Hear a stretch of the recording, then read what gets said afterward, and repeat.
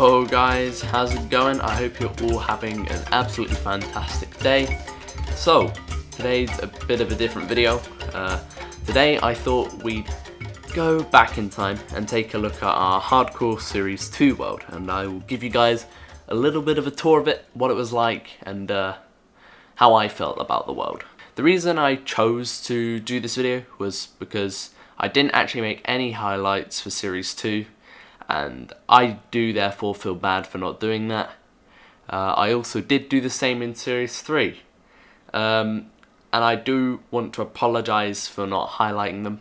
I promise you guys that in Series 4 I will be getting to it and we will be making highlights and they will be done properly. I won't be missing anything. I'll be trying to get all of the best moments in, and I hope you guys enjoy Series 4.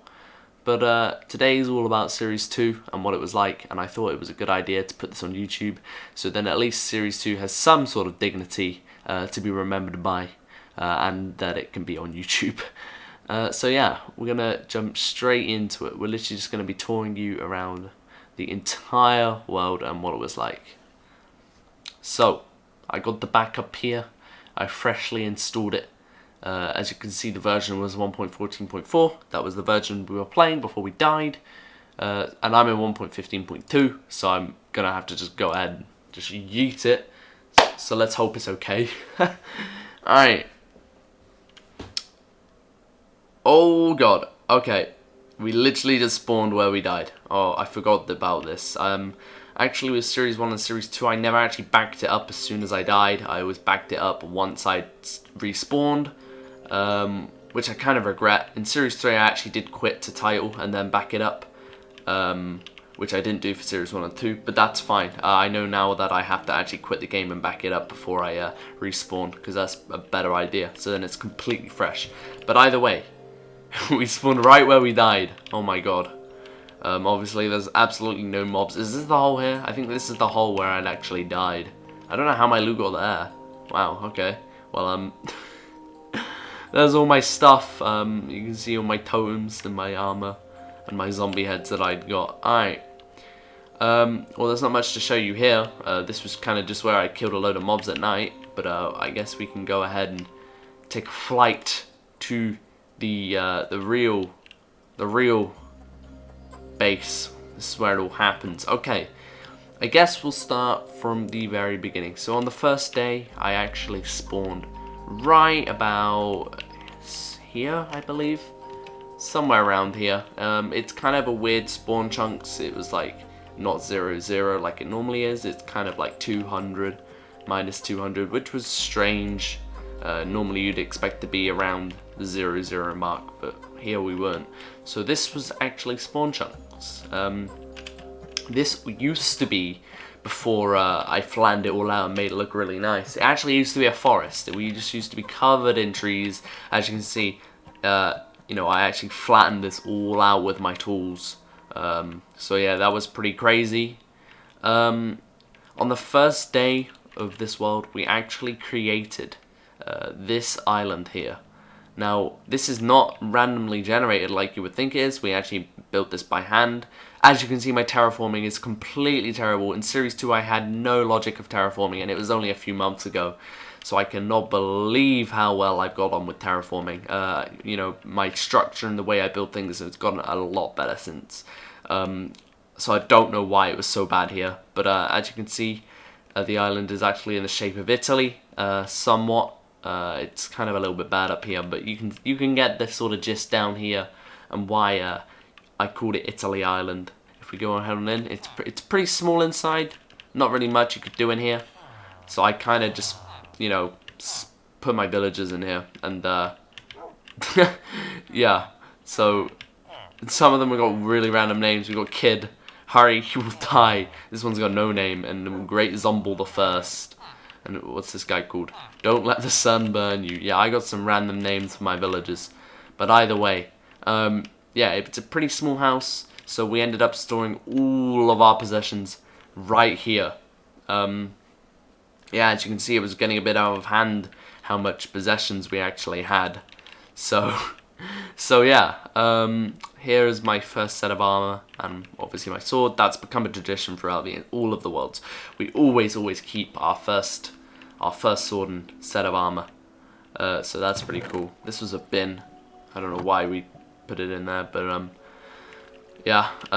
This obviously throughout all of the worlds, if you go to Series 4 or if you go all the way back to Series 1, you'll actually see that in every single world we actually build an iron farm, a kelp farm, and a wheat farm, and they all look the same. And the reason why we do this is because iron, as many of you know, is an essential item that you use throughout your world. It is very useful. I think one of my favorite things about iron is you get absolute stonk tons of it. Let me see if I got, here you go, I've got a shulker here, filled with iron, as you can see. Absolutely crazy. The reason why iron was so valuable is because, yes, it's used for a lot of building materials, but one of my favorite things about it is actually the emeralds you can get from it. So in 1.14, it was pretty crazy. You had unlimited trades with villagers. You could literally just do it all day long. So we spent all of our iron on emeralds, and as you can see, we had 44 emerald blocks here. Not as much as Series 1. I think by the end of Series 1, we had something like 3 stacks of emerald blocks, which was pretty crazy. But if you guys didn't already know, in 1.15 they actually patched it, so you can only trade with a villager twice a day. So that's sad, but you know, it needed to be done. It was pretty busted. But this is the reason why, to me, iron is one of the most valuable items within the game. The kelp, as you can see, we actually have a design here by Ilmango, and the reason why we build a kelp farm every series is because it's an extremely useful resource. 9 smelted kelp actually turns into a kelp block. I think we have some in here. Here you go, dried kelp blocks. And this smelts a lot, just 1 block smelts a lot of resources. So that's actually why we used it. It was very useful, and it gave us a stonk ton of kelp. As you can already see, we have a load in these chests. So yeah, it was very useful. And then also our wheat farm. This was designed by me. It's not the best because sometimes wheat does actually get caught up on the sides here, but it's still, I think it looks very nice, and it's a lot nicer than just having some lines out in the ocean where you have your wheat. I quite like this design. All it is you flick this switch, water destroys all of the wheat and it goes into the hoppers, puts them in the chests. So yeah, this was a pretty good design. I quite like it personally. So yeah, swiftly moving on, we'll go straight to Cow Island, I guess. So Cow Island, as per usual, in every series we have a traditional Cow Island. We have many traditions throughout Hardcore that we have developed over time. Cow Island being one of them. We always have an island of cows, and we always have loads of cows. And we always have our own custom sword for the cows. So yeah, that's not much about that, but that's Cow Island for you.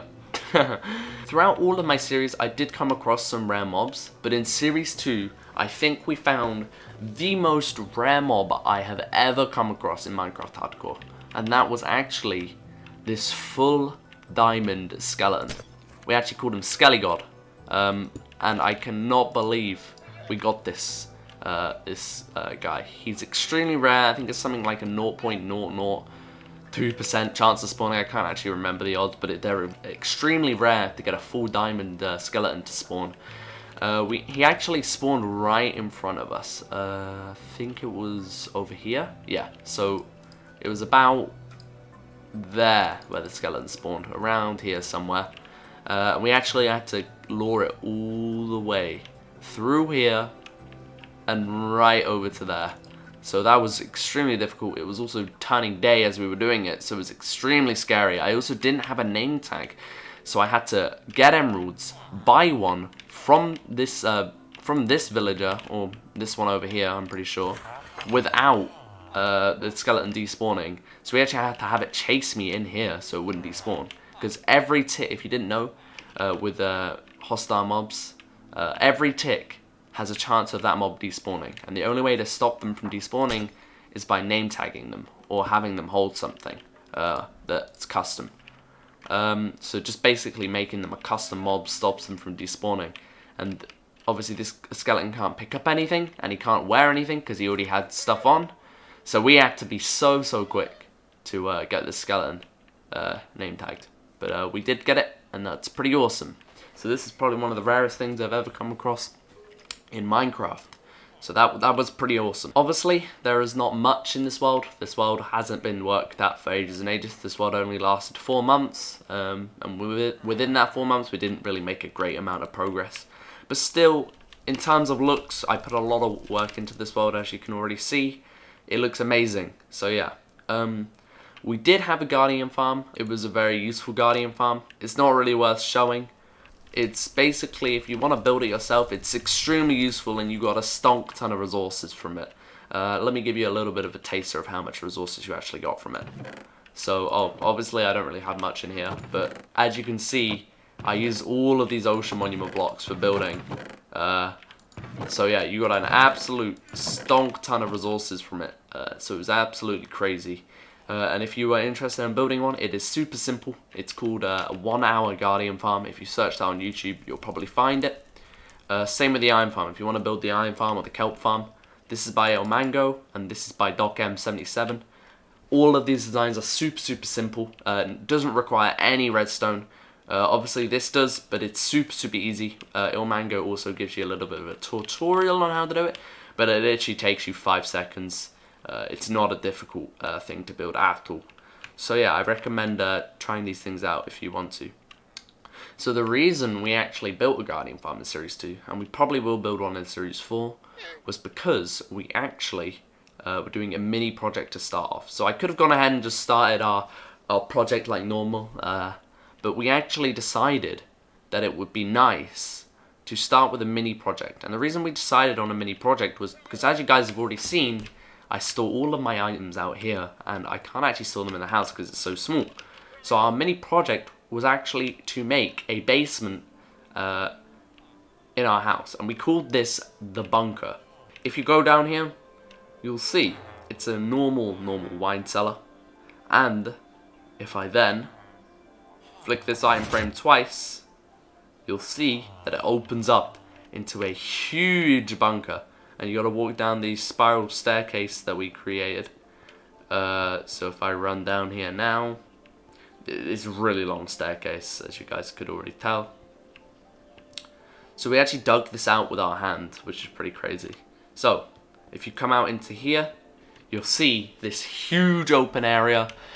It's a bit more of a square with corners, in my opinion. This is not a circle. Like I said, I was terrible at doing circles and terraforming in Series 2. But we did get a lot better at that, luckily. So as you can see, we got our square with soft corners. And it was a massive area. So yeah, here you can see we were building the roof. We've got all of our resources here that we were using. So a stonk load of it. And we were actually building our roof that stream when we died, when that thunderstorm came around. And I got super hyped and got a bit carried away. So yeah, it's a shame that we died. Obviously this place was looking super awesome. It was gonna look awesome once done, but we didn't get to finish it, which was a shame. I wish we could have finished it. Maybe in Series 4 we might be able to build something that's similar to this, maybe bigger, maybe cooler, who knows. But I can reassure you that this world, we definitely learned a lot about building, and we took it into account, and we definitely improved ourselves in Series 3. And again, I improved in Series 3 even more. That Series 4 has been great. So yeah, that's all I got to show for today. But yeah, I mean, obviously we didn't really make much progress in this world, but hopefully within Series 4 we can actually make a ton of progress. So yeah, that's all I really got to show. Got nothing more interesting about this world. I just thought it would be nice to make a video on it and put it on YouTube, because we haven't got anything on Series 2 or Series 3 on YouTube, so that's why I'm doing these few episodes. Alright, that's about it, people. I hope you guys enjoyed this video. Let me know, what's your favorite part in the Series 2 world? I really like it. I also forgot to show this actually. We actually got this Star Wars X-Wing that we built on May the 4th, which is pretty cool. It's like a statue. So yeah, what's your favourite part in this world? Let me know. And yeah, without further ado, don't forget to follow me on Twitter and Instagram, _LukeCraig_. And also, don't forget to follow me on Twitch if you want to stay up to the latest with Hardcore Series 4. That would be greatly appreciated. We're making some huge strides in Series 4 at the moment. We've literally done more progress than we ever have in any Hardcore world in only a week, which is incredible. So if you guys want to come and catch up with Series 4, that would be greatly appreciated. Don't have too much fun about me, and I will see you guys later. Bye!